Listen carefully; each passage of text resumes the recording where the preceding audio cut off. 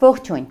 իմ հյուրն է մեդիայի մեգա պրոֆեսիոնալ հաղորդավար Եգոր Գլումովը։ Գորջան, ողջույն։ Բարև ձեզ,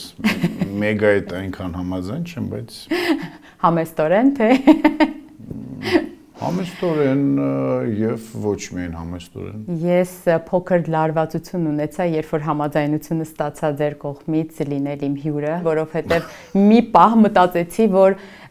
ձեր անցած ուղին եւ փորձը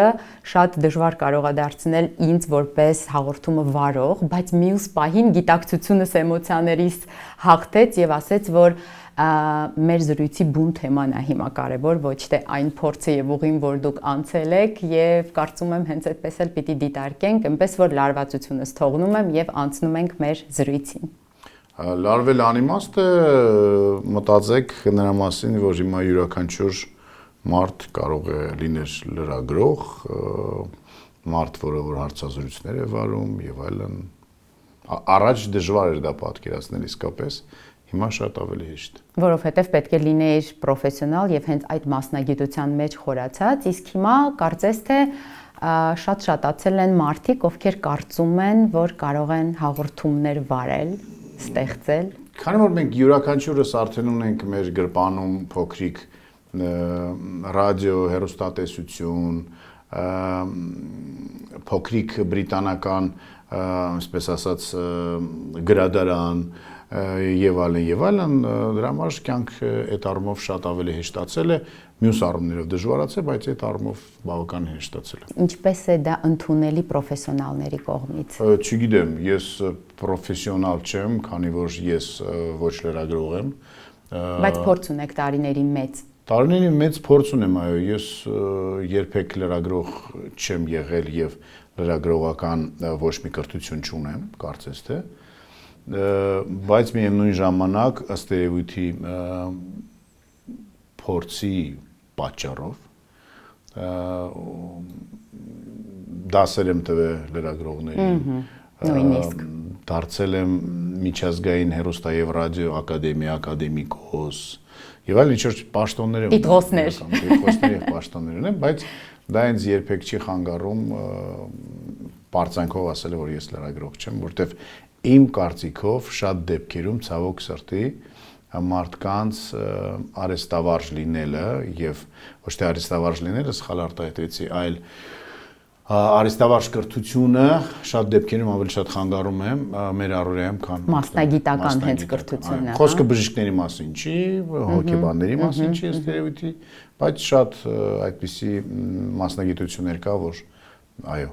կյանքի եւ աշխատանքի փորձը ավելի կարեւոր է։ Միգուցե իմ հետ մարդիկ, որոնք որ այսօր լրագրողություն են սովորում եւ որոնք որ սովորեցնում են, չհամաձայնեն, բայց դա իմ սուբյեկտիվ կարծիքն է։ Եվ երևի թե արդյունքներով է պետք գնահատական տալ, իսկ արդյունքները հենց այնպիսին են, ինչպիսին որ դուք եք ասում։ Գորջան, ուրեմն տարիներ առաջ խոսքը գնում է մի 25-30 տարիների մասին, մեծ ենք, հա, ոնց որ։ Բավականին, ես ամենայնպես 50 անց մարդ եմ արդեն։ Ես էլ գրեթե այդքան, այնպես որ ճիշտ ժամանակակիցներ ենք։ Ուրեմն տարիներ առաջ, ինչպես նշեցի, շատ տարիներ, ես մեքենայի մեջ էի եւ մեքենայի ռադիոից լսում եմ ռուսերեն հետեւյալ արտահայտությունը կամ տողերը 25% земли состоит из суши, все остальное саке. Դա գովազդ էր, առաջին տարբերակը մենք ձայնագրել էինք ուրեմն Ռուսաստանի սուշի բարի համար, նա ավելի հետաքրքիր տարբերակն էր, почему японцы придумали суши? Потому что у них суши мало, а моря много. Вот поэтому японцы придумали суши. Եվ այսպիսով ես ինձ համար բացահայտեցի Եգոր Գլումովին եւ 25 տարի առաջ էս։ Փաստորեն, ճիշտ էի ասում։ Եվ հետագա մյուս տարիներին, երբ որ ականջս անդադ լսում էր ձեզ, միշտ մի ափսոսանք կար, թե ինչու է Եգոր Գլումովը ռուսերեն վարում հաղորդումները։ Ուզում եմ մի փոքր սրա մասին խոսենք, մինչ անցնենք մեր սաբոտաժի բուն թեմային, քանի որ նաև լեզուն ենք կարևորում երեխաների մոտ։ Ինչու եւ որտեղից միայն ռուսերենը, որը կարծես թե հետագայում շտկվեց եւ կարծեմ հիմա արդեն բավականաչափ հայերեն եք օգտագործում ձեր բոլոր հարցազրույցներում։ Հեռուստատեսությամբ եւ YouTube-ում բավականին շատ հայերեն եմ օգտագործում, ռադիոյում դեռ միայն ռուսերեն։ Ես իմ առաջին աշխատանքս այս ոլորտում, որտեղ որ ես ի ուրախությունից ինչեւ աշխատում, դա ռադիովանն է, որը որ այն ժամանակ, երբ որ ես ռադիոյում հայտնվեցի, 100%-ով ռուսալեզու ռադիոկայան էր, եւ բոլոր հաղորդավարները խոսում էին ռուսերեն։ Եվ դա խաղի պայմաններն էր, եւ իրականում եթե դա այդպես չլիներ, դժվար թե այսօր ունենք հաղորդավար Եգոր Գլումով, որովհետեւ դժվար թե ես գնայի ռադիո եւ ասեի այն ինչ որ ասացի Շանիկին, եթե դա լիներ հայալեզու ռադիոկայան։ Այդ իսկ պատճառով ես այնտեղ խոսում եմ ռուսերեն, հետո բավականին անսպասել ինձ համար հայտնի դառնալով ռադիո ոլորտում եւ ոչ մտեղ չերևալով ստացա տարբեր առաջարկներ տարբեր հեռուստաընկերություններից, որոնք որ անգամ համաձայն էին, որ ես ռուսերեն վարեի հաղորդումները եւ ունեցել եմ այդպիսի փորձ մի քանի Չնայած որ հայալեզու ռադիոկայաններ էին, հա? Հայալեզու հեռուստաընկերություններ։ Հեռուստաընկերություններ, որտեղ ռուսերեն վարում եք։ Այո, այո։ Եվ հետո հայերեն սկսեցի խոսել Շանթի նախագծերից մեկում, հերթական սուպերստարի ժամանակ, երբ որ Շանթը հեռարձակելով իր ծրագրերը ամբողջ աշխարհով եւ հասկացավ, որ տարբեր երկրներում հայ համայնքը չի հասկանում ինչ է այս հաղորդավարը ինչ է հաղորդավարը չէ ժյուրի անդամը չի ռուսերեն խոսում եթե սա հայկական նախագիծ է եւ ես եւ Նաիրա Գյուրջինյանը ուզած չուզած ի շնորհիվ Շանթ հեռուստաընկերությանը սկսեցինք խոսել նաեւ հայերեն, բայց ես միջև հիմա ներողություն եմ խնդրում բարբերաբար իմ պղինձային մոլիբդենիկ հայերենի համար, բայց համարում եմ, որ եթե միջև հիմա ինձ հրավիրում են եւ ես աշխատում եմ այստեղ այնտեղ եւ տարբեր վայրերում, ուրեմն մարդն է հետաքրքիր։ Ուրեմն լեզուն այդքան կարեւոր չի եւ այո, միգուցե շատ հազարավոր մարդիկ կան, որ ինձանից շատ ավելի լավ են տիրապետում լեզվին, շատ ավելի լավ են խոսում, բայց ըստ ինչ որ բաներ կա, որ ինձանից վատ են անում։ Իսկ ինչու ռուսերեն եւ ոչ հայերեն, ինչու այդպես ստացվեց։ Կպատմեք մի փոքր ձեր կրթության մասին, դպրոցական ընտանիքը, դուք որտեղ եք ծնվել, ինչու այդքան վարժ ռուսերեն, կարծես թե չենք տարբերում, համենայն դեպս այն ժամանակ, երբ որ ես ձեզ լսում էի, ես կարծում էի, որ դուք Հայաստանում երբեք չեք ապրել, կրթությունը Հայաստանում չեք ստացել։ Ծնվել եմ մի քանի 100 մետր այստեղից, երրորդ մասի ծննդատանը, բնակվել եմ միջև 1 կիլոմետր նախքին Օլեգ Կոշևոյի փողոցում, հիմա Մանթաշվի, համար 5 շենքում։ Սովորել եմ վերջին տարիներս Բելինսկու անվան դպրոցը ավարտել եմ, Բելինսկու լեգենդար դպրոցը։ 7-րդ դասարանից սովորել եմ այնտեղ, միջև այդ ամբողջ ընտանիքով մենք ապրում ենք Ռուսաստանի Դաշնությունում, որովհետև հայրիկս, որը որ սովորում էր բժշկականում, մայրիկս արդեն ավարտել էր բժշկականը, հայրիկս դեռ սովորում էր, որ նա որոշեց, որ լավ մասնագետ դառնալու համար պետք է գնա Ռուսաստան։ Նա դիմեց բոլոր ինստիտուտների Ռուսաստանում, կամ Ռուսաստանում չի անգամ Սովետ միության, որտեղ որ բժշկական ինստիտուտներ կար, բոլոր քաղաքներին դիմեց, ստացավ երկու պատասխան, մեկը Ռոստովից էր, մեկը Տոմսկից։ Տեսավ քարտեզերով, որ Ռոստովը բավականին մոտիկ է Երևանին, ասեց չէ, հեռու է պետք գնալ, ու մենք տենց գնացինք Սիբիր։ Այդ ժամանակ ես երևի 3 տարեկան էի, քուրիկս 2, դեռ երկուսն էինք, որտեղ վերջում 5-ն ենք եղել։ Ահա թե որտեղից են ձեր 4 բալիկները։ Այո, տենց այդպես սկսեց մեր Սիբիրիադան, էպոպեյան Սիբիրյան։ Ինչքան տևեց, մինչև ձեր դպրոց գալը, թե չէ, մինչև 86 թվական։ Չէ, դպրոց ընդեղ եմ գնացել, առաջին դասարան գնացել եմ ընդեղ։ Ես 4 դպրոցով եմ սովորել ամբողջ կյանքի ընթացքում, որտեղ բարբերաբար տարբեր տեղերում էինք ապրում, բայց Սիբիրում 86 թվականին վերջնական տեղափոխվեցինք արդեն Հայաստան եւ արդեն որ դասարան էիք արդեն 7-րդ, ես 7-րդ, քուրիկս 6-րդ, եղբայրներս ավելի փոքր էին, նանեն հետո ծնվեց արդեն այստեղ 90 թվականին։ Երբ որ ես ավարտեցի դպրոցս, ես եւ ընդունվեցի ինստիտուտ, հենց այդ օրը նանեն ծնվեց։ Այդ օրը ես ընդունվեցի ինստիտուտ, նանեն ծնվեց, իսկ Ցոյը մահացավ օգոստոսի 15-ին էր այդ ամենը։ 3 դեպք նույն օրը տեղի ունեցել։ Մեր ամենափոքրիկ սիրելի քուրիկը։ Ու դրա համար ես բավականին լավ ռուսերեն խոսել գիտեի, բայց ամբողջ այդ տարիների ընթացքում մեր ամենասիրված ամառային ամիսները եւ անգամ մայիսը, քանի որ լավ էինք սովորում ես եւ քուրիկսը, այո, շուտ էինք ավարտում այնտեղ դպրոցական գործերը, միշտ գալիս էինք այստեղ եւ տանը Սիբիրում, երբ որ ինչ-որ մեկը երեխաներից փորձում էր ռուսերեն խոսել, պապան ասում էր, որ ոչ ով ռուսերեն է խոսալ, չի գնալու Երևան, չի գնալու Հայաստան, այսինքն դա մեր համար ամենամեծ պատիժն էր։ Հայերեն կարդալ գրել սովորեցրել է հայրիկս ինձ, առաջին այբուբենս ուղարկել է Սիլվա Կապուտիկյանը, որտեվ ես շատ ավելի փոքր հասակում, երևի 4 տարեկան հասակում, իմ հորաքույրս, դվայորոդնի հորաքույրս, դվայորոդնի, տրայորոդնի հայերեն չկա տարբերակն դրա համար եմ ասում, մտերիմ էր Տիկին Կապուտիկյանի հետ եւ ինչ որ երեկո էր մեծարման հերթական եւ ինձ 4 տարեկան երեխա սովորացրին ինչ որ սիրո բանաստեղծություն, ես շատ լուրջ դեմքով դուրս եկի եւ այնտենց ու հիշել էր ինձ Տիկին Կապուտիկյանը։ Այո, այդպես աչքերս գոլոր-բոլոր է արել։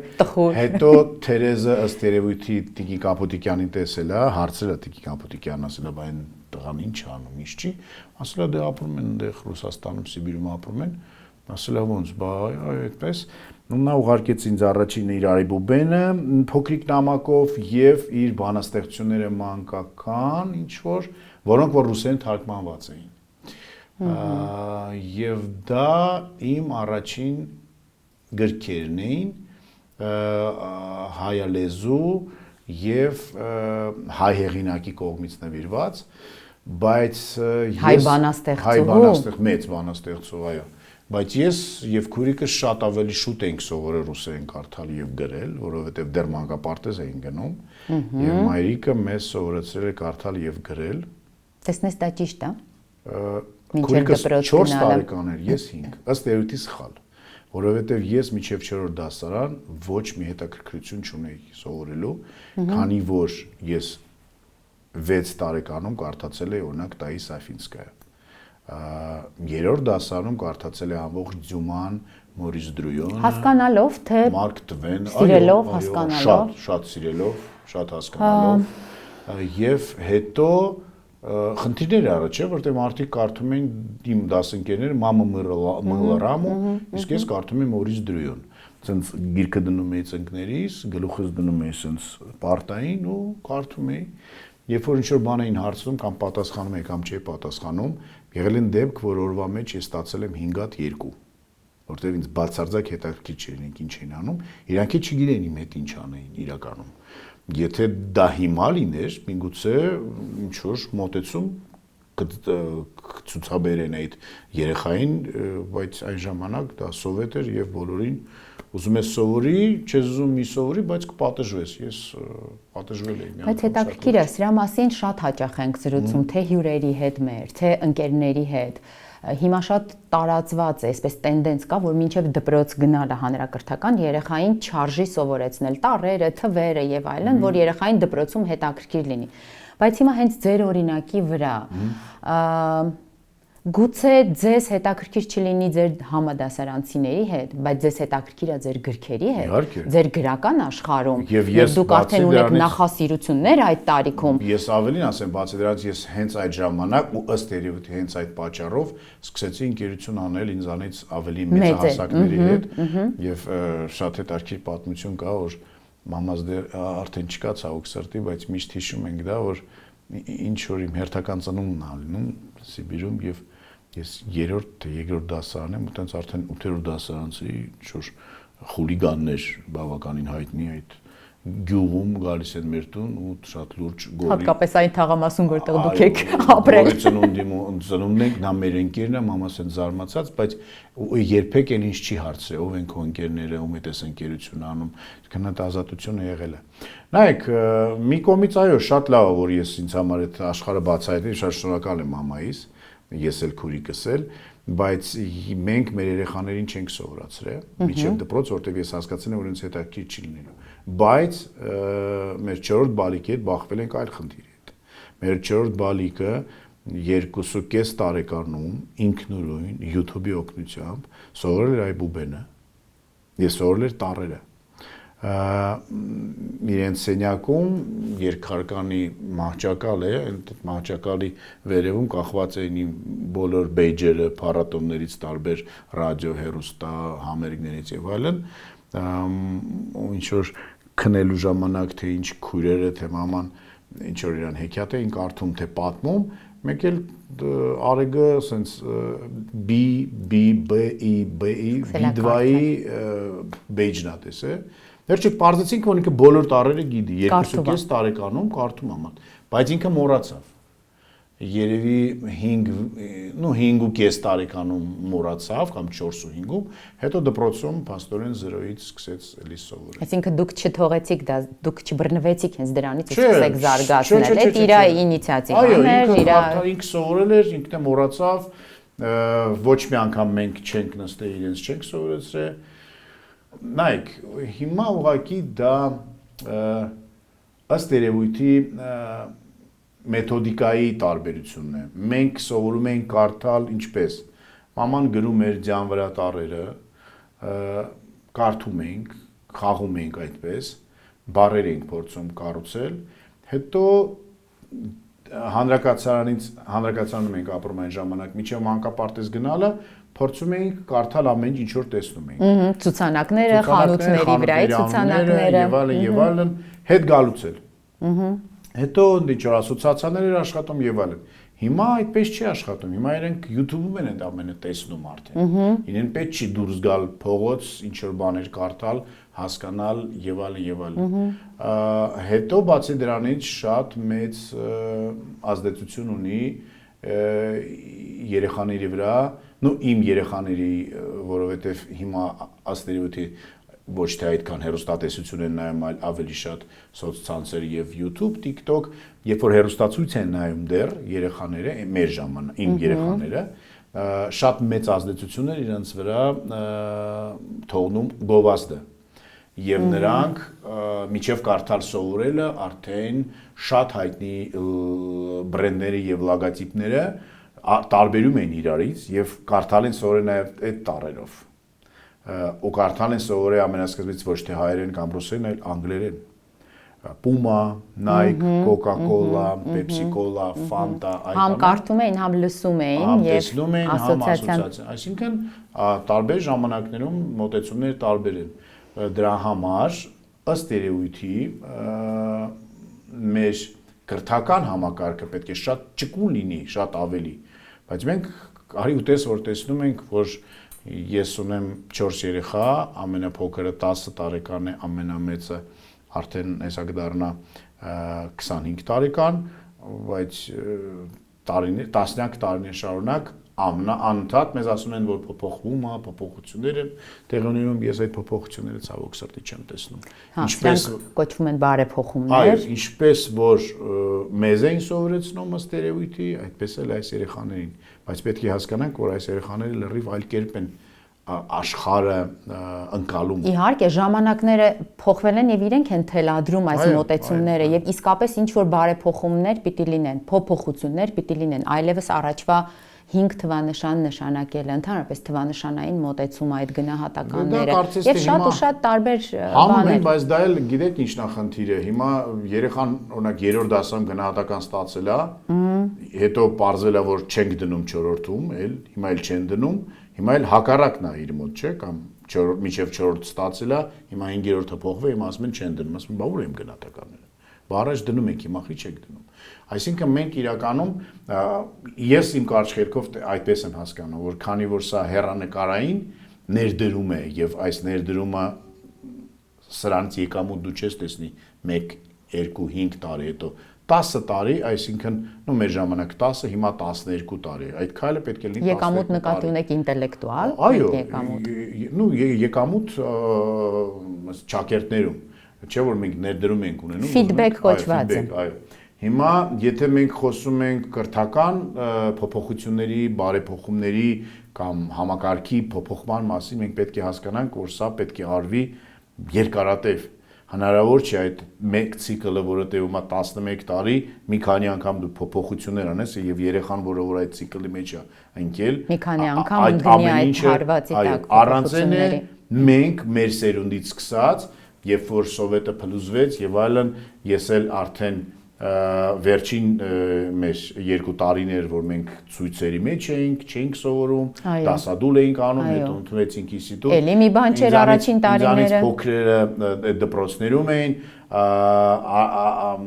քուրիկս չէ, բայց հաջորդ եղբայրս այն սերունդից էր, որ հանեցին վսկապները իրենց վրայից, դեռ մենք կրում էինք, իրենք հանեցին արդեն շատ խիզախորեն, Սևադային Ես հենց այդ սերունդից եմ եղել, որ հպարտանում էի։ 79 թիվ էր Սևակա, իրենց սերունդը արդեն հանեց։ Սևադան, որ 83 էր արդեն այլ դպրոցում էր սովորում, Նանեն 90 թվականին ծնվեց այլ դպրոցում։ Այսինքն ես 5 երեխա ենք եղել, ես այդ փոփոխությունները տեսել եմ, ինչպես էր այդ ամենը։ Սա ինչ-որ չափով կրթական չէր այս փոփոխությունները։ Ոչ միայն կրթական, այլ նաև սոցիալական եւ, չգիտեմ, մեր կյանքն էր փոփոխվում։ Հիմա մեր երեխաներն են նույն կարգավիճակում, անկախ Հայաստանի, այսպես ասած, հիմա վերջին 25 տարվա պատմությունը կրթական ամենայնիվս իմ աչքերի առջև է եւ բացի դրանից կինս էլ դաս է տալի դպրոցում էս վերջին տարիներին վերադարձավ։ Հենց մեջից գիտի ինչ է կատարվում եւ տեսնում է եւ մենք էլ ենք տեսնում։ Վերջը շատ հուսանք ինչ որ միտեղ պիտի հանգենք եւ այն որ ասում կանգ առնենք եւ հստակ առաջնորդվենք այդ ռազմավարությամբ, որը ворթեգրել ենք։ Գոր այն օր խոսում էիք, որ երեխաները գովազդից ինչպես են ազդվում եւ նույնիսկ կարդալ են սովորում, տառաճանաչ են դառնում գովազդի շնորհիվ։ Մեդիան, դուք ինքներդ էլ հենց դրա մեջ եք։ Մեդիան ինչ դեր կարող է խաղալ երեխաների համար։ Նրանք են առաջին իմպուլսը ստանում, որովհետև գիտակցությունը դեռ բարձր մակարդակի վրա չի, որ ինչ որ բաներ հետ մղեն, հա։ Մեդիան ինչ դեր կարող է խաղալ ընթերցանության բերելու երեխային։ Կարող են օրինակ ինչ որ ռազմավարություն պետությունը մշակի, մեդիայի միջոցով կարողանա ազդի։ Այսօրվա դրությամբ դա երևի կլինեն սոցհարթակները, որտեղ կարելի է հաղորդաշարեր եւ այլն ինչ որ sense նպատակային անել, բայց հեռուստատեսությունը օրինակ ռադիոն ինչ կարող է մեդիան փոխել այսօր երեխայի կյանքում դեպի գիրքը նրան բերելու համար։ Սովորաբար մենք հայերս, չգիտեմ Ֆինլանդիայում ինչպես են դրան վերաբերվում, այն ծնողները, որոնք որ գիրք են կարդացել կամ լսել են, որ գիրք կարդալ լավ բան է, հիմա շատ են բողոքում, որ այս երեխաները չեն կարդում։ Ես մարդ, որը որ անդադար կարող եմ գիրք կարդալ եւ դա իմ ամենասիրված, այսպես ասած, թե աշխատանքն է, թե հաճույքը, զբաղմունք չի կարելի ասել դրան։ Անդադ կարդում եմ, անդադ կապ չունի որտեղ բոլոր հնարավոր եւ անհնարին վայրերում ես կարդում եմ, ես հասկանում եմ, որ ոչ ասելով է, ոչ էլ անգամ օրինակ ծառայելով է դա։ Այդ որ ասում են տանը ծնողները, եթե կարդում են ու ինքը այդ մթնոլորտում ամեծանում, դա ազդում է։ Բացարձակ։ Չի ազդում։ Այսօր չի ազդում, որտեղ մեր երեխաները շատ ավելի մեծ ինֆորմացիայի ուրեմն օջախներ ունեն, քան մենք։ Եթե մենք ժամանակին կարողանում էինք ընկալել աշխարհը, ճանաչել աշխարհը, ճանաչել քաղաքները, բացահայտել մեզ անցյալը, ապագան, մարդկային ճակատագրերը միայն գրքով։ Եթե ես Փարիզ գնացել եմ առաջին անգամ բավականին հասուն հասակում, բայց ես պատկերացրել եմ Փարիզը, որտեղ ես կարդացել եմ Ջումա, Էմիլ Զոլա, եւ այլն եւ ես եւ կինս, եւ մենք այսպես այս լսի այստեղ էր, այս կամուրջի մոտնա, այս իստեղ, այս հռոմ ես գնում, այս մեր երեխաները այդպես չեն։ Իրենք աչքերը բացել են, գնացել են Փարիզ, գնացել են Ռոմ, գնացել են հին Հունաստան։ Այսինքն այն ինչ որ ինձ համար իրենց համար դա սովորական երևույթ էր։ Սովորական։ Այսինքն այն քարանձավը Կրետե կղզիում, որտեղ որ այծը գերակրել է Զևսի, որ իմ համար դա սրբություն է եւ ես աշխատում եի չշնչեի այդ իրենց համար դա սովորական հերթական քարանձավներ իրենց կյանքի արայնի քարանձավն են տեսել խնձորեսկնի հիմա եկել են Կրետեի քարանձավ այլ ինչ անենք հա Զևսը հա օքեյ ստեղ հասկանում եք այսինքն մոտեցումը պետք է փոխվի եւ եթե մենք այն ժամանակ կարող ենք իմանալ հին Հունաստանի մասին միայն Կունի գրքից կամ Եֆրեմովի գրքերից բացում ենք ու sense կարդում ենք հիմա ինքը sense կնոպկեն սխմում հա հազարավոր ֆիլմեր ա դիտում միլիոնավոր ինչ որ YouTube ծրագրեր որոնք Հունաստանի եւ Հունաստանի դիցաբանության մասին են ել ես չեմ ասում ինչքան մարդիկ հույնը կարող է իրեն պատմի ինքը կարող է հույնին գրի հույնը իրեն պատմի գնա նկարի Ակրոպոլիսը եւ այլն եւ այլն ինքը երբեք չի վերցնի Կունի գիրքը եւ կարդա ամբողջ այդ հաստափոր գիրքը միգուցե հետաքրքիր չէ հասկանում եք իրան պետք չի ինքը ինձ նման Իլիադան կարդա 3 օր տարապի հետո ասի լսի Իլիադան բայց երկրորդներ մի հատ պետք է չէ Իլիադան առաջիններ մի հատ Ադիսեան կարդանք իրա համար դա այսպես ամեն ինչ ու պետք է հասկանանք նաև որ ժամանակն է շատ արագացել եթե ես այդ ժամանակ ունեի այդ հնարավորությունները 3 օր կարդա Իլիադայի կամ 1 օր ինքը չունի այդ ժամանակ ինքը լիքը ինչ որ հարցեր ունի լուծելու այսօր ու կապ չունի ինքը 5 տարեկանա 6 թե 20 հա այդ այսօր պետքա լուծի այդ հարցը հնարավոր այսինքն ինքը եթե իմանա որ այդ Իլիադան կարա 15 րոպեում լսի հասկանա ամեն ինչ կամ Ադիսեը ուրեմն օքեյ ես հասարակ օրինակ բերեմ հետո բացի դրանից դա էլ մեկ բացի դրանից այն հերոսները եւ այն գրքերը որոնք որ հոգեարազատ էին մեզ որի վրա մենք մեծացել ենք եւ այլն դաստիարակվել ենք վերջը որտեվ այլ ընտրանք չկար այն ժամանակ ձեր տուն մեր տուն օպերատորի տուն ուր մտնենք այդ բոլ նույն գրքերն էր գույներն էլ հերթականությունն են նույններ որտեվ բոլորս գնում ենք հանձնում ենք մակուլատուրա ստանում ենք չեկերը գնում ենք գրքերը առնում ենք հատորյակները բոլորի մոտ նույնն են էնցիկլոպեդիաները նույնն են տարբերությունները որ տներում կար գրքերը կարդացում էր տներ կար որ գրքերը շարած էին եւ միշտ թարմ էին հիմա եթե իմ աղջկա իմ կնոջ սիրելի ամենասիրված հերոսը Դարտանյանն էր եւ ես իր համար այդ Դարտանյանն եմ եղել կերպար որպես եւ ձգտելու ինչ որ միշտ իր աղջիկին պատմել ածնված օրվանից որ Դարտանյանը ասենց վերջը մեր մանեն որոշեց որ կարդա բացեց գիրքը տեղի ունեցավ 4 էջ հետո եկավ մամային ասեց մամա դու չես ամանչում Այդ ասма անծանոթ մարդ է եկել է ուրիշ քաղաք հայհոյում է կռիվար է սրան ծեծում է նրա հետ բշտում է ասում է այդ ինչ հերոսա որ դու ընկել ես դրա հետևից այսինքն մոտեցումները մարդկանց տարբեր են ու մենք չենք կարող ընկալման հարց այո հասկանում եք բայց մենք ասում ենք որ չէ գիտեք ինչ կա բան եւ այլն ու լիքը տենց հարցեր կա շատ անթիվ Դրա համար եթե ես կարդում եմ անդադ, դա չի նշանակում որ երեխաները կարդալու են։ Եթե նրանց պետք է ինչ-որ բան, նստում են, կարդում են։ Տանջվում եք այդ մտքից, որ երեխեքը չեն կարդում։ Սկզբից ջղայնանում էի, հետո հասկացա, որ աղջիկները ինչ-որ հասակում սկսեցին կարդալ, որտեվ դա իրենց հետաքրքիր է։ Բայց այն ինչ որ իրենք են կարդում, հետո աղջիկներն ինձ բան են կարդում, ես երբեք չեմ կարդացել։ Ու չեմ կարդա, իրենք կարդում են ինձ են պատմում, ու աղջիկը կարդում են անգլերեն, շատ հանգիստ։ Այսինքն իրան պետք չի Շեքսպիրը թարգմանած կարդա իր պապայի նման, Վերցնում եմ անգլերեն կարդում կամ։ Բայց թելադրել եք գրականություն երբևէ։ Էս կարդացեք, այն կարդացեք։ Փոքր ժամանակ փորձել ենք, այսինքն երկու մեծ աղջիկների վրա ինչ որ բաներ փորձել ենք, հիմա հասկանում ենք, որ անիմաստ է, որովհետև յուրաքանչյուրը գտնում է իր սիրված գրքերը, իր սիրված երաժշտությունը։ Հա, նայեք, 4 երեխա 25 տարեկան, 21 տարեկան, հեսա 18 տարեկան եւ 10 տարեկան։ Երբ որ Անուշ նմանեն էին փոքր, տունը անդադ հնչում էր երաժշտություն, որը որ իրենք լսում էին եւ չեն կարող չլսեն, որտեվ երաժշտությունը անդադ հնչում էր։ Երբ որ Վահանն ու Արեգը ծնվեցին, էլի հնչում էր անդադ երաժշտություն, բայց արդեն յուրաքանչյուրը ուներ իր ականջակալները։ Եվ ինքը չէր լսում այն երաժշտությունը, որ լսում էր պապան, մաման կամ քուրիկները։ Ինքը լսում էր այն երաժշտությունը, որը լսում է ինքը։ Եվ այդ ընտրությունում ինքը եղել է ազատ։ Դրա համար մեր տանը հիմա ռոք սիրողները մնացել ենք ես, Մարիամը, Անուշը, Մանեն, Արեգն ու Վահանը, այսինքն Վահանն ու Արեգը ունեն իրենց երաժշտությունը, իրենց աշխարհը, իրենց երբ որ մենք իրենց զզվացնում ենք, փագում են, գնում են այնտեղ։ Ինչ որտեղ էլ մեզ հասկացնելով, որ դուք էլ ձեր երաժշտությունը։ Հեռախոսը, այո, դուք էլ հերիքա բարձր լսեք, ես ինչա, դուք էլ ձեր համար չունեք, նաուշնիկ, դուք էլ լսեք։ Իրենց գադջետներով, իրենց հիմա ինչքանով դու կարաս անդադ, հիմա ես ձեզ ստե հարցազրույց եմ տալի, Մարիամը դպրոցում է, չգիտեմ, Արեգը եկել է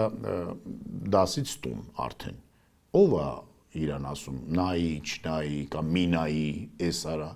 Մեկը անելու է այն, ինչ որ ինքը անելու է։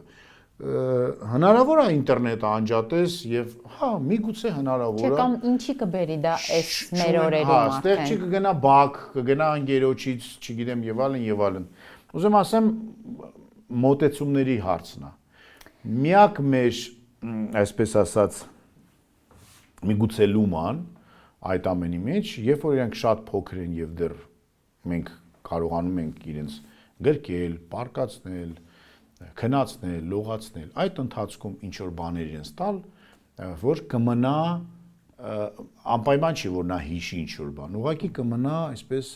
խորը այնտեղ, որը հետագայում ինչ որ բաներ կարող է տա, հեն էլ կարող է տրիգերների պատճառներով կարողանա արթնանա, չարթնանա։ Ես մեր տանը Մարիամը կարդում էր գրքեր երեխաներին։ Իսկ ես միշտ պատմում էի։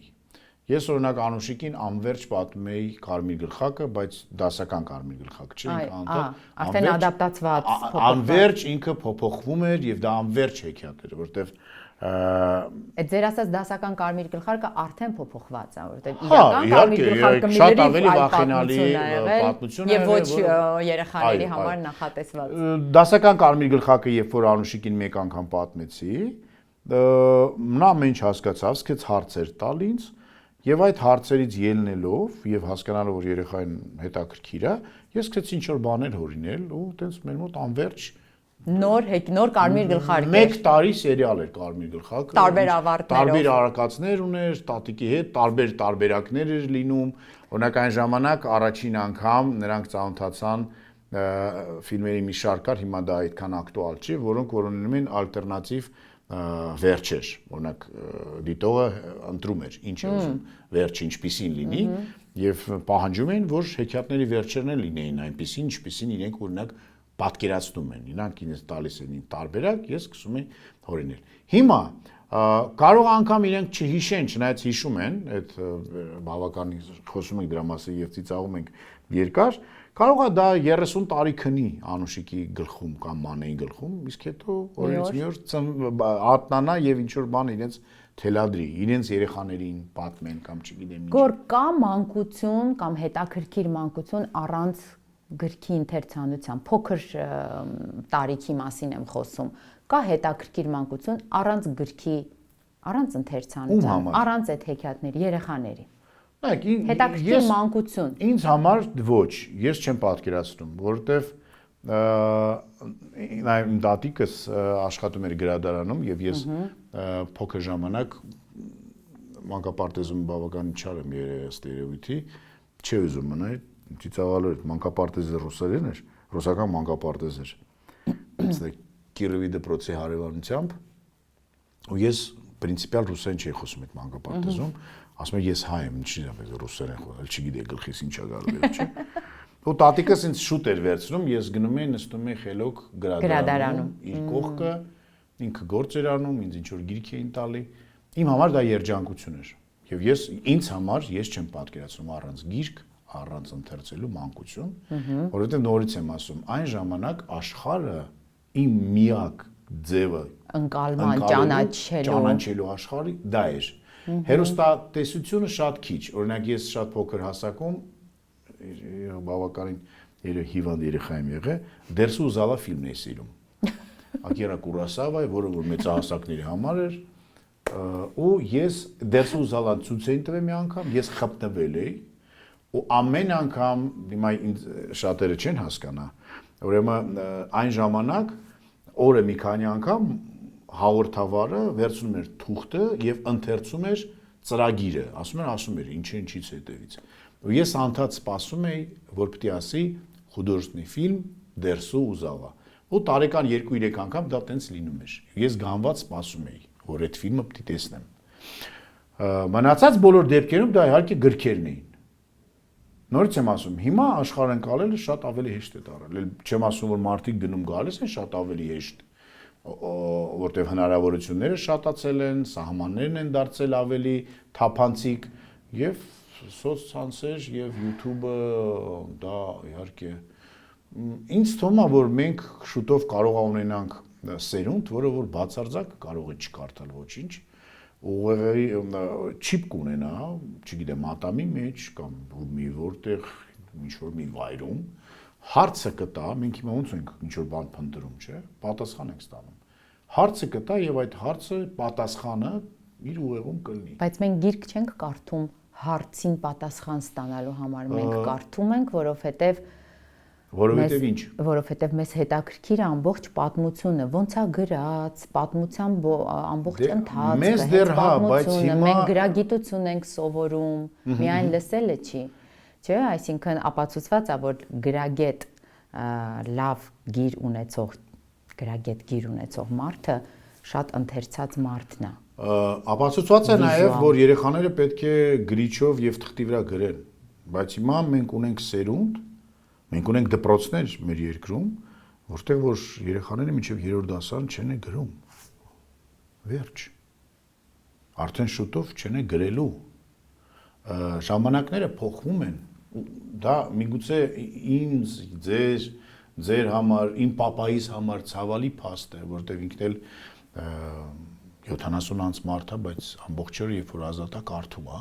եւ մենք անդադ գրքեր ենք իրար փոխանցում, կարդում ենք։ Այնտեղ դուք իրար հետ դեռևս ձեր կամուրջը այդ առումով չեք կորցրել, բայց երեխաների հետ այո, բայց երեխաներին շատ դեպքերում հետաքրքիր չէ այդ խոսակցությունները, ինչի համար կամ ինչ է նշանակում, մի հատ տեսեք, ես ոնց էր գրել։ Գոր իսկ հայ մանկագիրների ծանոթ եք, ինչ որ առիթներ եղել են, որ հայ մանկագիրների գիտեք, ընդհանրապես Հայաստանում հայ մանկագրությունը կա, չկա, մենք որ փոքր էինք, մանկագիրներ կային, որ փոքրիկ բանաստեղծություններ ունեին, պատմվածքներ ունեին, դե էլ չեմ ասում մեր հեքիաթները, ժողովրդական հեքիաթները, Թումանյան, Աղայան եւ այլ դասական, որոնք բավական դժվար էինք կարդում, ոչ միշտ էր որ հեշտ էինք ընկալում, հեշտ էինք կարողանում մեկնաբանել, բայց մեր օրերում գիտեք, ճանաչում եք հայ մանկագիրների, ովքեր լավ պատմություններ են գրում եւ կկարդայիք ձեր երեխաներին այդ պատմությունները։ Գիտեմ այնքանով, ինչքան որ նվիրել են այդ գրքերը ինձ ճանաչելով կամ չճանաչելով որպես հայտնի մարդ, հրավիրել են կամ գրքասեր, հա, տարբեր ինչ որ միջոցառումների նվիրել են, կարդացել են։ Նայեք, այստեղ կարդում, ստեղից մտնում, ստեղից դուրս է գալի։ Ոչ մի բան չեմ կարողանում ինձ համար, որովհետև, չէ, ոչ թե քաղել, այլ ասել, որ վաու, միգուցե որովհետև այն ժամանակ Թումանյան եւ Աղայան կար եւ պլանկան շատ բարձր էր։ Միգուցե դրա համար, որ ռուսալեզու, այսինքն Սովետ միությունը շատ մեծ ներդրումներ է արել դրա մեջ եւ մտածում էր եւ հասկանում էր, որ մանկական գրականությունը շատ կարեւոր է։ Դրա համար Չայկովսկի կար, Մարշակ կար, Կատաև կար, հարյուրով Նոսով կար, Վոլկով կար եւ այլն, հազարավոր միգուցե։ Ինձ թվում է, որ դա մեծ խնդիր է։ Դրա հետ առնչվում են ամեն օր առօրյայում բոլոր մարդիկ, որոնք ունեն օրինակ մանկապարտեզի երեխա, որտեղ մանկապարտեզներում տասնյակ տարիներ շարունակ երեխաների բանաստեղծությունները չեն փոխվում։ Այն ինչ որ ըստ երևույթի սովորել են 40 տարի առաջ, միգուցե անգամ 50, միջև հիմա երեխաները Կարծես թե այդպես էլ է։ Միգուցե կան մանկապարտեզներ, չգիտեմ, մի քանիսը, որտեղ որ ավելի այլ կերպ են այդ ամեն ինչին մոտենում, փորձում են եւ այլն։ Նայեք, չէ որ սա, եթե մենք վերցնենք սովետի ժամանակ, Թումանյանի պարագայում դժվարանում եմ ասել, Թումանյանը ըստ երևույթի չէր կարողանում չգրել եւ չարտահայտվել, եւ դրա համար մենք ունենք Թումանյան։ Այսինքն նպատակը այն չէր երեխաների համար հեքիաթներ ստեղծել կամ նպատակը այն չէր, որ նա գումար ստանար դրա համար։ Դա գրականության հետ եկեք չկապենք, որովհետև դա ոչ մի դարաշրջանում չկապվեց գումար վաստակելը։ Չէ,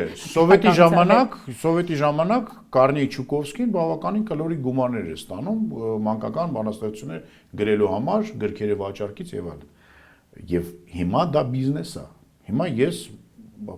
բանաստեղծ եմ, գրել եմ հիանալի իմ կարծիքով մանկական բանաստեղծություններ։ Վազում եմ այս կողմ, վազում եմ այն կողմ, գնում եմ այնտեղ, տպագրեք, խնդրում եմ, ահա պետք քեզ դու ինչ ես խոսում, ու վաճառք չի լինի եւ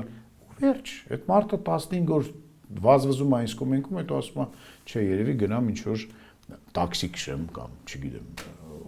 խոս պահեմ կամ վերջ, գործ անեմ, որ գումար վաստակեմ, հասկանում եք։ Դրա համար դա մեծ խնդրեմ է։ Հիմա եթե պետությունը մտածում է նրա մասին, որ դա կարևոր է, պետությունը պետք է հավաքի իրար գլուխ բոլոր այն հրատարակությունները, որոնք որ մանկական հրատարակությամբ զբաղվում են, եւ օրինակ պետք է դաստիարակեն երեխաների մեջ հայրենասիրություն, ծնողասիրություն, մաքրասիրություն, այն ամենը, ինչ մանկական գրականությունը, այդ մեսիջները պետք է ունենան։ Այն բոլոր սիրությունները, ուրեմն պետք է վերևից իջացվի եւ ասի, որ մենք ձեզ տարեկան տալիս ենք այսքան բյուջե, պահանջում ենք ձեզանց, որ դուք գտնեք այդ բանաստեղծություններին, պահանջեք նրանցից, որ ձեզ տան այնքան բանաստեղծություններ, պատմվածքներ, առակներ եւ այլն, որ մենք ունենանք այդ ամենը։ Եթե մեզ մոտ չի ստացվում, պետք չի մոգոնել հեծանի, որովհետև գոյություն ունի ճապոներեն հիանալի գրականություն մանկական, չիներեն հիանալի գրականություն մանկական, անգամ ռուսերեն հիանալի գրականություն արդի եւ այսօրվա։ Վերցրեք, թարգմանեք, բայց դա էլ պետությունը պետք է մտածի դրա մասին։ Ու հետո երբ որ մեր երիտասարդ կամ ոչ երիտասարդ գրողները եւ պոետները կհասկանան, որ դա կարողանա իրենց գոհացնել գումարի տեսքով, կասեն դե ինչի չինական, ճապոնական, եկենք մերը։ Միգուցե այդպես մեխանիզմը սկսի աշխատել։ Ես որպես հրատարակիչ կարող եմ ասել, որ թարգմանական գրականությունը արդեն շատ է ներխուժել մեր գրադարանները եւ մենք շատ ենք թարգմանում մանկական գրքեր, դրանք բավական գեղեցիկ են նկարազարդումների առումով, շատ լավ արժեքներից են խոսում, պատմում եւ հիմա երբ որ բավական դժվար է հայ մանկագիրների հետ աշխատելը, մենք ստիպված ենք դա անում։ Խնդիրը ինչու՞մն է, որ եթե կա Ջոն Ռոուլինգ եւ Հարի Պոտեր, դա մեծություն է, չէ՞, գագաթին ես օրինակ ոչ սիրահար եմ այդ տիեզերքի, ոչ կարդացել եմ, ոչ ֆիլմերն եմ դիտել, բայց հասկանում եմ, որ դա միլիոնավոր, հարյուրավոր միլիոնավոր մարդկանց հետաքրքրում է այդ աշխարհը։ Իր հետևից տարել է մի ամբողջ սերունդ եւ շարունակում է։ Եթե կա Ջոան Ռոուլինգ, ես հասկանում եմ, որ ես ոչինչ չեմ կարող այդպիսի բան։ Նույն մակարդակի բան դու պետք է ստեղծես, որ կարողանաս մրցակցել, այսինքն եթե պակաս, ուրեմն ավելավ է չանել։ Կամ եթե այդ կոմիքսները բոլորը կան, այդ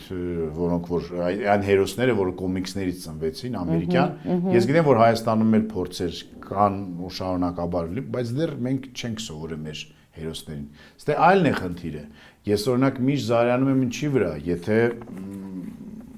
անգամ հայ երիտասարդը կամ երեխան ավելի շատ գիտի հայկական հունական դիցաբանությունը, բայց չգիտի ոչինչ հայկականի։ Բայց իրանից էլ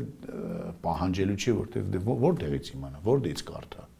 Հայկ, Բել, Անահիտ, Վահագն, հետո ուրիշ։ Չկա,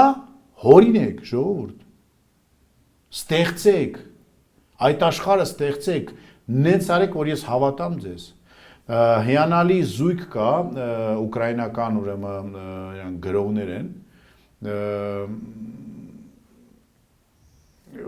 երկուսով են ստեղծագործում ու ուրեմն վերանայել են հունական էպոսը եւ դիցաբանությունը։ Վերանայել են։ Նոր ձևով գրում են Պերսիայի մասին, նոր ձևով գրում են Օդիսեի մասին, ու ես 52 տարեկան խելագարպես կարդում եմ, չշեղվելով պատմությունից, իմանալով այն ամենը, այն բազայում, բայց հիմա ես նորից բացել, դա հորինված աշխարհ է։ Սա էլ հմտությունն է, կարողանալ այնպես ձևափոխել, հասկանում եմ իմ ուղեղս, որ հորինված է, բայց այնքան հետաքրքիր է ինձ։ Հիմա ով է ձեռքերները ձեր բռնել, լավ, ես չեմ հասկանում։ Հայկ ու Բելի պատմությունը բոլորս գիտենք։ Դե մի հատ գիրք գրեք, որ այդ Հայկն ու Բելը, այդ ինչ եղավ Բաբելոնում, ոնց եկան, մի հատ փոքրիկների համար, մի քիչ մեծահասակների համար, թոդալինի ֆենտեզի աշխարհ, ինչ որ բան, մարդիկ անում են, չէ, արարում են։ Սա կարծում եմ պետական ռազմավարություն պիտի լինի։ Դե չգիտեմ, պետական թե չէ։ Պետական աջակցությամբ սա պիտի ռազմավարություն լինի, որոշվի եւ հանձնարարության պես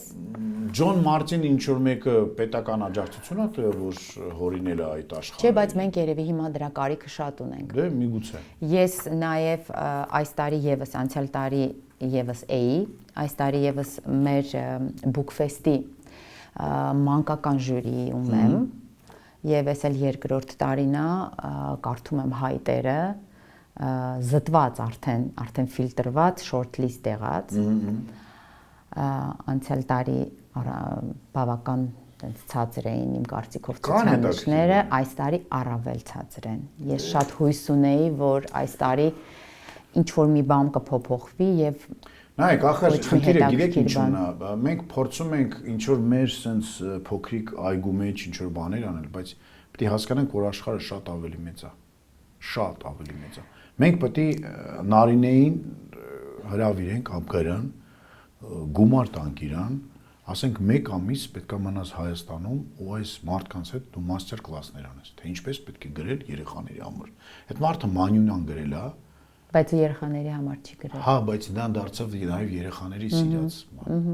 Ոչ մեկ երեխաների համար։ Ասում եք, առավել եւս որ պատմությունն է, լրիվ իր սերունդի պատմությունն է, եւ տեսեք ոնց է սերնդի երեխեքին կարողացավ տանի իր հետ։ Հիմա հնարավոր, այսինքն մենք ունենք չէ՞ տենց կերպարներ, բայց չենք գնահատում։ Հələ մի բանի խիառուսեր են գրում։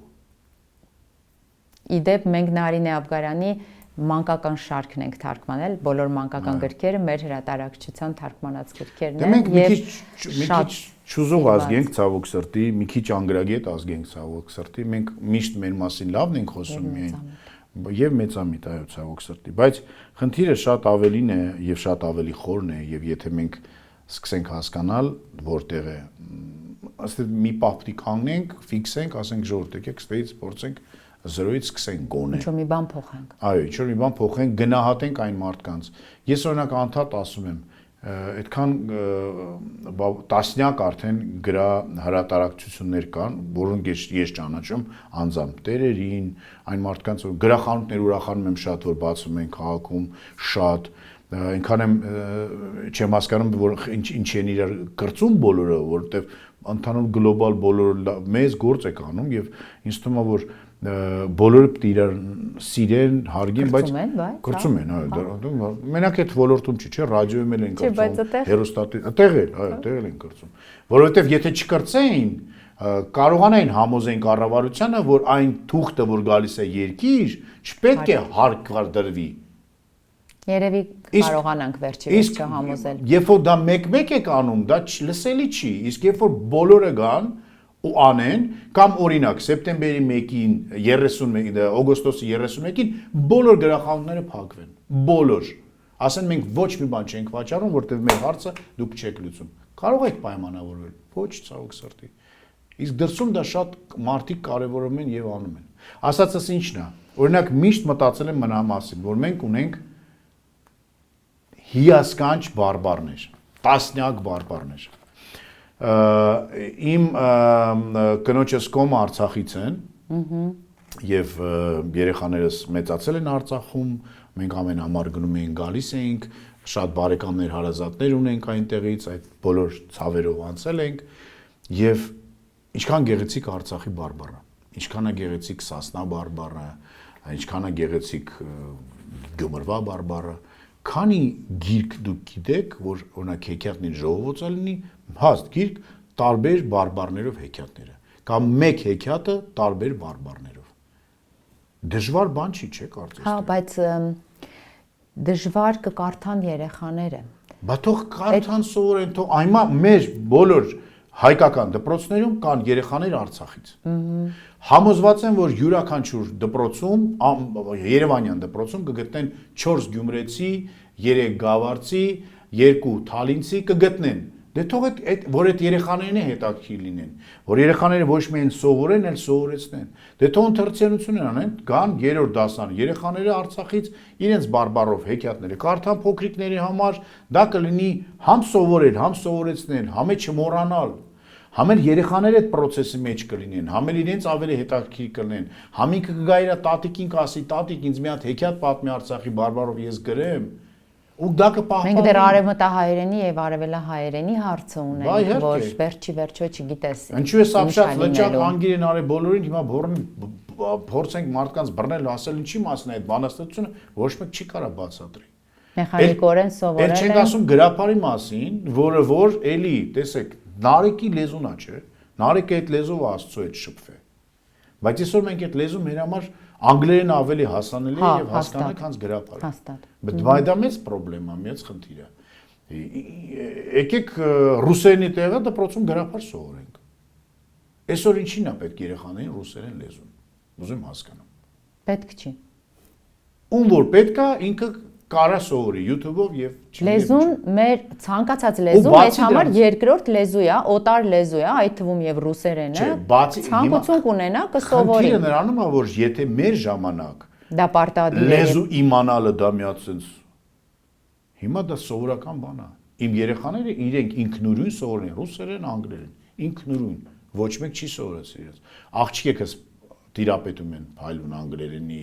ռուսերենի, երեխաները տղաներն են, հələ որ ռուսերենը փայլուն է, անգլերենը որ հենց հասկանան, որ առանց դրա հենց հնարավոր չի, քուրիկները հենց կողքները չլինեն, արդեն ուզած կսկսեն սովորել։ Դրա համար պետք չի դասան, իսկ գրապարը պետք է սովորեցնել, որտեվ գրապարը չի կարա ինքը ինտերնետով սովորի։ Իսկ ինչի է իրան պետք գրապարը։ Գրապարը պետք է որ մենք գնանք մատերիալներ եւ կարողանանք կարդալ, որ հիշենք, որ ունեցել ենք, որտեվ դա մեր հարստությունն է, որտեվ հիմա կարծես թե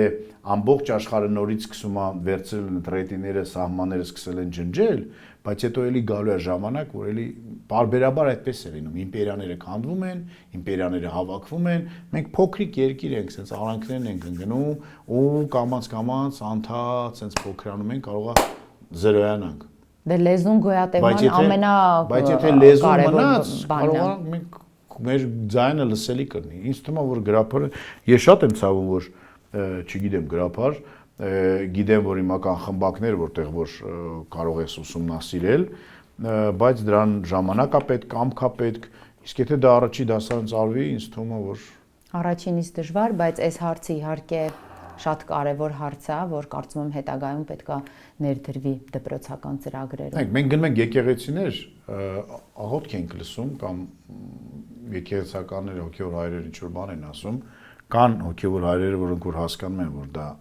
հասկանալի չի, անցնում են աշխարհաբարին, բայց կան, որ պահպանում են, ինքել, հա, բայց բացի դրանից պահպանում շատ արագ ինչ-որ բաներ ասում, տենց անցնում է ու մարդկանց ուղեղի մեջ չի տեղավորվում։ Այսինքն դա գաղափար է, չէ՞, դա պարզապես բառեր չեն, ինչ որ մտքեր կան, ճիշտ, սխալ, դա երկրորդական հարցն է, կամ ամեն մարդ թող ընկալի կամ չընկալի, բայց դու գոնե հասկանաս ինչ եք ես ասում։ Դե ստացվում է, որ Տեր հայրը գալիս է այն մտքի, որ ինքը գա աշխարհաբարով սկսի աղոթք կարդալ, քան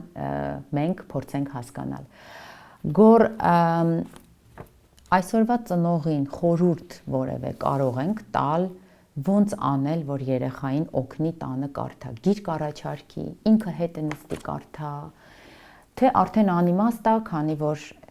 մեր զրույցից ես էլ հասկացա, որ այս ինֆորմացիայի հոսքը, որ ունի երեխան սոցցանցերից, մի տեսակ թևաթափ է լինում եւ անիմաստ է դառնում ընդհանրապես գրքի մասին տանը խոսել, քանի որ նա ունի իր աղբյուրները, իր հետաքրքրությունները։ Այնքան չեմ սիրում խորհուրդներ տալ, որտեղ հասկանում եմ, որ շատ դեպքերում դա անիմաստ է, որտեղ ոչ մեկին պետք չի, իսկ կյանքը բավականին կարճ է, եկեք ավելի լավ է նենց բաներ ասենք, որ հիմա օրինակ դուք ծրագիրը որ անում եք, ուզում եք որ ձեզ դիտեն, չգիտեմ 100,000 մարդիկ, ինչքան մարդ է դիտում։ Քիչ։ Բա տեսնում եք, բայց այդքան ջանք եք թափում։ Բա որովհետև ես չեմ խոսում, մենք չենք խոսում հյուրի անձնական կյանքից եւ չենք հանում անձնական կյանքի բոլոր մանրամասները։ Բոլորը խոսացել են եւ դրա համար էլ դիտումները շատ են Դե իմ ասածս ինչ է։ Նայեք, ես աշխատում եմ երեխաների հետ, անգամ եթե նրանք բավականին մեծ են, խաղալ հետաքրքիր խաղեր։ Օրինակ գնում ենք ֆիլմ դիտելու, հետո բոլորս փորձում ենք գրենք ռեցենզիա այդ ֆիլմի մասին, համեմատել։ Իրար վրա ծիծաղալով, իրար ծաղրելով, չգիտեմ ինչ անելով։ Կամ օրինակ, պետք է գիտեք, որ ամռանը պետք է գնաք Հունաստան, կամ ուր որ գնում եք։ Ինչ որ մի գնանք Սանկտ Պետերբուրգ։ Փորձում ենք կարդալ այդ քաղաքի մասին կամ այդ քաղաքի հետ կապված ինչ որ գրքեր։ Աշխատեք այդ խաղը լինի այնպես, որ papan մի գիր կարդա, maman մի գիր կարդա, չբռնենք բոլորը Պետերբուրգի մասին, մենակ Դաստոևսկի կարդալ այնտեղ Բուլգակով կա եւ այլն եւ այլն։ Կարդացեք, փորձեք գտնել կետեր քաղաքում, որ դուք յուրաքանչյուրը ձեր էքսկուրսիաները պետք է կառուցեք։ Փորձեք գտնել ինչ որ թանգարաններ, որտեղ կուզեք գնալ, որտեղ դա կապված է այդ գրքի հետ, ռեստորաններ, սրճարաններ, որոնք որ այդ գրքի մեջ, այսինքն դա դառնա խաղ, թե մեծերի, թե փոքրերի համար, հետաքրքրել, ստիպելով ոչինչ չի ստացվի, հաստատ ոչինչ չի ստացվի։ Սա լավագույն խորհուրդն է, լավագույն մեթոդը, որ շատ քիչ ծնողներ կա հաստատ գիտեմ, որ կկիրառեն, հավանաբար երևակայության պակաս ունենք նաև։ Դե հետո բացի դրանից գիտեք, օրինակ ես հիմա մտածում եմ, որ բա լավ, երեխաները եթե մենք ուզում ենք գնալ, չգիտեմ, Երևանի երրորդ մաս, բա երրորդ մասի մասին գիրք, հասկանում եք, Փարիզի մասին գրքեր կան, Հռոմի մասին, Հռոմի քաղաքապետարանը Դեն Բրաունին գլորի գումար է տվել, գլորիկ, որ նա իր հերթական վեպը գրի, այսինքն վեպի իրադարձություն տեղի ունեն Հռոմում։ Դեն Բրաունը գրում է այդպիսի վեպ, բոլորս կարդացել ենք կամ գիտենք, եւ հիմա Հռոմում կա ուրեմն էքսկուրսիաներ այդ կետերով, որ Դեն Բրաունի հերոսի ետևից մարդիկ գնում են այստեղ, այնտեղ, մտնում են, կանգնում են, նկարվում են, հորինել է այդ մարդը։ Տեսակ, որ պետական ռազմավարություն է։ Դե հիմա Հռոմի քաղաքապետարանը այդքան հասկանում է, հիմա եթե Երևանի քաղաքապետարանը կամ Գյումրիի քաղաքապետարանը կամ Մեղրիի նույն բարբարների ձեր ասած հարցը։ Հիմա եթե մենք ունենայինք, պատկերացրեք, մենք ունենք պետական ծրագիր, որ մենք ուզում ենք, որ բոլոր հայկական քաղաքների եւ գյուղերի մասին ունենանք պատմություններ։ Իմ ասածը ի՞նչն է, որ երբ որ ես գնում եմ ինչ որ տեղ իմ ընտանիքի հետ,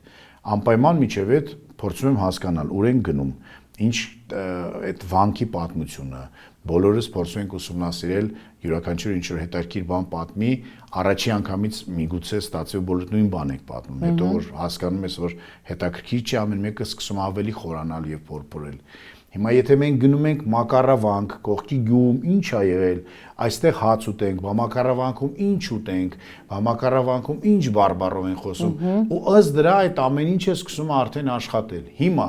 հակառակ կողմից գանք, եթե Մակարավանքի գյուղապետը ինձ հետաքրքրի, որ ես օրինակ ունենամ վեբ կամ վիպակ Մակարավանքի մասին, իմանանք ինչ ա տեղը, այս գյուղում ինչ ա տեղի ունեցել, արդեն մարդիկ էլ հետաքրքրությամբ կգնան եւ այդ հոսքն է տուրիստական կգնի, թե պատմության հետ կապված, թե ուտելիքի հետ կապված, թե ծառի հետ կապված, թե չգիտեմ ինչ որ բանի հետ կապված, չէ որ հիմա որ ես գնում եմ Բերդ, Շամշադին, ինձ մոտ ամեն ինչ Նարինե Աբգարյան, ես ամեն ինչ նայում եմ Նարինե Աբգարյանի աչքերով։ որտեղ ինքը նենց է գրել այդ ամեն ինչի մասին, որ ես պատկերացնում եմ։ Երբ որ գնում եմ Խնձորես կամ Քարաունջ, ես Սերո Խանզադյանն եմ հիշում, Մխիթար Սպարապետն եմ հիշում, այսինքն ես ունեմ ասոցիացիաներ ինձ մոտ տվյալ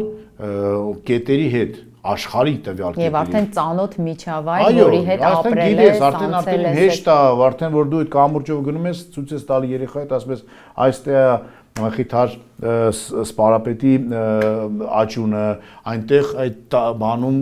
դավաճանեցին եւ այլն, այսինքն դու ինչ որ կոմար աշխարհ ես։ Միգուցե դա հորինված աշխարհ է, ոչ մեկ չի գիտի, ոչ մեկ չի կարող մեզ այսօր ապացուցել, թե 3.5-4 դար առաջ իսկապես ինչպես է եղել, բայց դու դրանով ապրում ես եւ այդ տեղն է դրանով ապրում, շարունակում է իր կյանքը։ Իսկ միգուցե այս նոր սերունդը չի ուզում այս միֆերով ապրի, կամ միգուցե այս սխալ բանը ստեղծել ինչ որ միֆեր եւ դրանցով ապրել, ավելի ռեալ սթափ կյանքով ապրեն։ Դե ռեալի համար է չէ՞ պետք է ինչ որ բան լինի։ Հիմա օրինակ շատ տարածված է,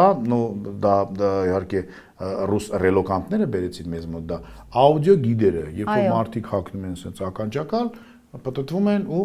իրանք շատ հետաքրքիր ձև են գտել, ես մի քանի տարբեր աուդիո գիդեր ձայնագրել եմ նաև, սկզբից շատ հասարակ եւ պարզ էր, պատկերացրեք, որ 50 հոգանոց խումբ էր, մեկը sense բարձր խոսում էր, հիմա այդ մեկը ձեր համար է խոսում։ Պատման մի ձայնով, sense դու գնում ես ինչ որ մարշրուտ է։ Հետո հասկացան, որ դա այդքան հետաքրքիր չի։ Եկեք փորձենք ամեն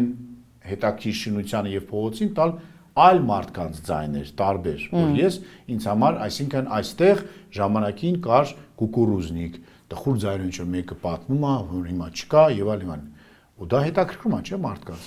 Հետո հաջորդ քայլը, ասեն իսկ եկեք գտնենք ռեալ կենթանի մարդկանց, որոնք որ ճանաչելի են, օրինակ Եգոր Գլումովը, որտեղ է ապրել, որտեղ է սովորել։ Սովորել է պոլիտեխնիկում եւ 5 տարի երիտասարդական մետրոյից Վահան Տերյանով գնացել է պոլիտեխնիկ։ Ինչ հետաքրքիր պատմություն այդ ընթացքում կարող է ինքը պատմի։ Մարդիկ գնացել են, չափել են, ինձ ասել են, որ սա ունենք 3.5 րոպե ժամանակ։ Ինչ պատմություն կարող պատմել։ Եգոր Գլումովը երկար բարակ մտածել է եւ հիշել է, որ Կարեն Սերոպիչի տիկինը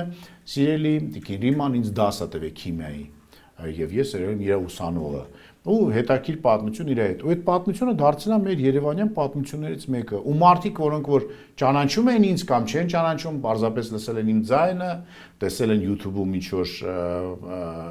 հարցազրույցներ ինչ որ ասոցիացիաներ է իրանց մոտ առաջանում այդ պատմության հետ եւ շատ տարբեր մարդիկ պատմել են Մալխասը պատմել է Պուշկինի փողոցի պատմությունը Ֆորշը պատմել են բա ինչն է մեզ խանգարում բռնենք եւ երրորդ մասին տենց բան ստեղծագործ միտքը Գորգյան, ստեղծագործ միտքը եւ ահռելի աշխատանք, որ տարվել է։ Մարդիկ գալիս են 2-3 տարում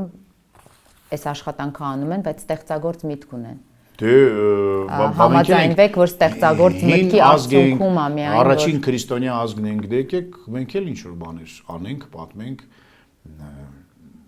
մեր եկեղեցիների մասին, մեր բերդերի մասին։ Կա գոյություն է այդպիսի միֆ, որ օրինակ Հայաստանում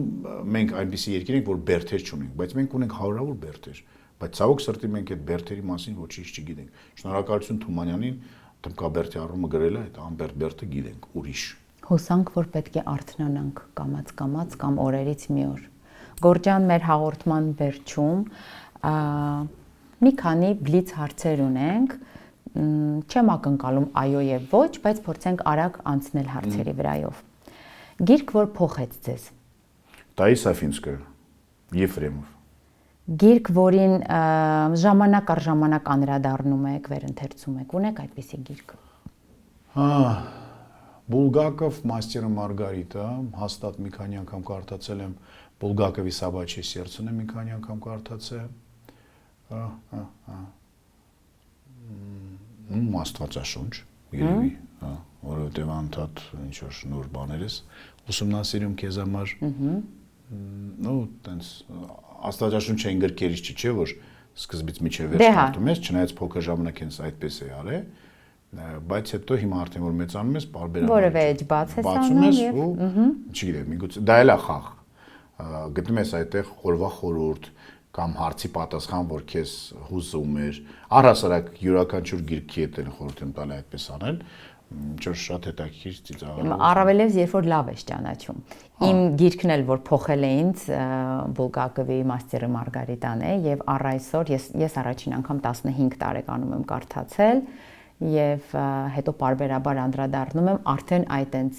աստվածաշնչի պես կարելի ասել, ինչ որ մի էջ բացում եմ, որովհետեւ գրեթե անգիր գիտեմ։ Անցնենք առաջ, Գորջան, տպագիր գիրք թե էլեկտրոնային։ Ինձ համար կապ չունի բացարձակ, բայց էլեկտրոնայինը շատ ավելի հարմար է այս պահին, էլեկտրոնայինը էլ չէ, ես հեռախոսի մեջ եմ կարդում, iPhone-ի մեջ կարդում եմ, որտեղ ուզում եմ կարդում եմ, ոնց ուզում պարկում եմ, տպագիր գիրք հիմա կարդում եմ, երբ որ հեղինակը ինձ նվիրում է, կամ ինչ որ կարևոր գիրք է, որը որ ուզում եմ հետո տանը մնա, որ երեխաներիս գրադարանում ունենանք, վերջի 2 տպագիր գրքերը նվեր եմ ստացել նորից, չէ, խաբում եմ, մեկը նվեր եմ ստացել, մեկը գնել եմ, բայց որ չգնե նվեր եք ստանայի, Ռուբեն Թումանյանի գիրքն եմ կարդացել վերջինը, տպագիր, իսկ միջև այդ կարդացել եմ Կոլյա Սարգսյանի գիրքը։ Այսինքն գիրք, որը ինչ որ մի տեղից լսեցիք, որ ձեզ հետաքրքիր է, չեք գնա գնեք, դուք կփնտրեք էլեկտրոնային եւ դա ձեզ չի նեղում, դուք կարող եք ոչ թղթային տարբերակով կարդալ։ Բայց եթե ուզում եմ, որ այդ գիրքը նաեւ կարդաբաց ինձանց ինչ որ ընտանիքի անդամները կամ էլեկտրոնային նրանք չեն կարդում։ Դե անպայման լինի, որ վիզուալ տեսնեն, որ ասեմ, հեսա կարդացեք Կոլյա Սարգսյանի գրքի մասին իմացա համացանցից, եթե չեք կարդացել անպայման կարդացեմ, խորհուրդ եմ տալիս։ Կոլյա Սարգսյանը այն տղաներից մեկն է, որը պատերազմի ժամանակ մնացել է շրջապատի մեջ ու 70 օր, այո, շրջապատման մեջ 70 օր ոչինչ չկար իր մասին եւ իր ընկերների, եւ հետո նա փրկվել է եւ գիրք է գրել դրա մասին։ Где տենց է կոչվում, ես ռուսական ինչ որ սայթից կարդացի, մի անգամից կապվեցի Կոլյայի հետ, ասեցի, որ Կոլյա ուզում եմ ձեր գիրքը կարդամ, որտեղ ես կարող եմ գնել, Երևանում չկար, Կոլյան ինձ ուղարկեց էլեկտրոնային տեսքով, բայց ես արդեն եղբորս ասել եմ, նա Մոսկվայում գնել էր եւ ուղարկել էր։ Այնտեղ հրատարակվել։ Այո, Ռուսաստանում հրատարակվել եւ ես դες ավելին ասեմ, այդ հրատարակ, ինչու՞, որտեղ այստեղ գնացել է տարբեր հրատարակություն, ոչ մեկին չի հետաքրքիր, իսկ հիմա դա բեսթսելեր է։ Ես դες ավելի ասեմ, որ Կոլյայի պատճառով ըստ երևույթի այդ նույն ռուսական հրատարակությունը թարգմանել է հիմա ավարտվել են արդեն գործերը, հեսա կտպագրեն Էրիկ Բոգոսյանի Նեմեզիս օպերացիան։ Էրիկ Բոգոսյանը հայտնի հոլիվուդյան դերասան եւ պրոդյուսեր է, օսկարակիր, որը որ ունենալով հայկական արմատներ գրել է գիրք անգլերեն, հիմա թարգմանել են այդ գիրքը մենք իսկ հայկական հրատարակությունը կա ստերեոտիպ ոչ մեկին չէր հետաքրքրել Նեմեզիս օպերացիան։ Հրաշալի, անցնենք առաջ։ Որ գրքի ֆիլմն ես սիրում։ Полет над гнездом кукушки, ըստ երևույթի, Կենքիզի, որովհետև շատ քիչ գրքերից է, որը որ առանձին որպես գիրք է շեդևր եւ որպես ֆիլմ է շեդևր։ Անգամ Բուլգակով այդքան որ սիրում եմ եւ բավականին լավ ֆիլմեր կան, Բուլգակովի Վերջին Մաստերը Մարգարիտան շշմելու էր։ Հա, բայց միևնույն է գիրքը էլ շատ ավելի լավ, որտեղ ես իմ ուղղում շատ են նյուանսները, որոնք ֆիլմել կինոյում հնարավոր չի էկրանին։ Ну, այո, երևի Կենքիզի Пролетая над гнездом кукушки։ Շատ լավ։ Գիրք, որ կուզեք անպայման ձեր երեխաները կարդան։ Անձապիմ երեխաները։ Այո, որ դուք կուզեք ձեր երեխաները կարդան։ Իրենց պապիկի գրած գրքերը թող կարդան։ Որոնք են դրանք։ Դժողքից վերադարձ կա, այդ գիրքը անպայման, ну կարդացել են արդեն, մեծերը կարդացել են, փոքրին դեռ փոքր է, պետք չի դժողքի մասին այդքան շուտ իմանա, իրական դժողքի։ Եվ Կիլիկյան ավարկության մասին ունի գիրք գրված, հետաքրքիր պատմվածքներ ունի գրված։ Առհասարակ ես միշտ ասում եմ, որ մեր տանը ամենաքիչ տաղանդով օժտվածը ես եմ, որտեվ քուրիկս էլ է գիրք գրել եւ նորից հետաքրքրել է իմ քուրիկից գրված գիրքը իր հայկական ընտանիքի մասին եւ իր պատմությանը, ոչ թե հայ հրատարակող ռուս, այնտեղ է տպագրվել, եղբայրս է գրում, վերջը բոլոր գրում են։ Եվ մեր վերջին հարցը, եթե դուք պատմություն գրեիք, օրերից մի օր այդ տաղանդավոր մարդկանցից մեկը դառնայիք, ամենակարևոր բանը, ամենակարևոր արժեքը, ինչի մասին կգրեիք մեկ բառով։ Ընտանիք։ Հրաշալի։ Եվ այս հրաշալի պատասխանի վրա էլ ուզում եմ ավարտել մեր զրույցը, ասել շնորհակալություն, շատ մտածելու բաներ առաջացան ինքս ինձ համար եւս եւ հուսամ այստեղ շատ լավ մտքեր ինձ մոտ առաջացան, այն որ Երանի իսկապես պետական ոլորտից մարդիկ գողանան այս մտքերը, որ դուք ասացիք եւ կյանքի կոչեն, Գորջան։ Շնորհակալություն։ Երանի, ես եմ շնորհակալ։ Այս անգամ ձեզ եմ ներկայացնում ամերիկացի գրող Շել Սիլվերստինի «Անձնվեր ծառը» գիրքը։ Բազմաթիվ երկրներում դպրոցական գրականության շարքին դասված անչափ հուզիչ եւ ուսուցանող այս գիրքը պետք է տեղ գտնի յուրաքանչյուր գրադարակում, թե փոքրերի, թե մեծերի, այն անձնվեր սիրո, նվիրումի ու դրանից բերկրանք ապրելու մասին է։